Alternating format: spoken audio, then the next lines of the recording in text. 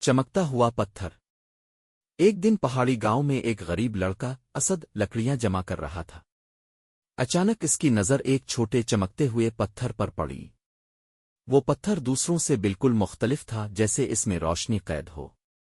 اسد نے پتھر کو اپنی جیب میں ڈال لیا اور گھر چلا آیا۔ رات کو جب وہ سویا تو خواب میں ایک بوڑھا بزرگ آیا اور کہا، یہ پتھر تمہیں ایک بار ماضی مستقبل دکھا سکتا ہے، لیکن صرف ایک بار۔ اسد کی آنکھ کھل گئی اور وہ حیران ہو گیا۔ اگلی صبح اس نے پتھر کو ہاتھ میں لیا اور دل سے سوچا، میں اپنے والد کو پھر سے دیکھنا چاہتا ہوں جو بچپن میں ہمیں چھوڑ گئے تھے۔ پتھر چمکنے لگا اور منظر بدل گیا۔ اسد نے اپنے والد کو جوان حالت میں دیکھا، ہنستے کام کرتے اور اپنی ماں سے محبت کرتے۔ اس کی آنکھوں میں آنسو آ گئے لیکن دل کو سکون ملا۔ جب منظر ختم ہوا پتھر مدھم ہو گیا اور اپنی روشنی کھو بیٹھا۔ اسد نے اسے ایک خاص مقام پر دفن کر دیا تاکہ کوئی دوسرا بھی اپنی یاد خواہش پوری کر سکے۔ یہ کہانی آج بھی اس گاؤں میں سنائی جاتی ہے۔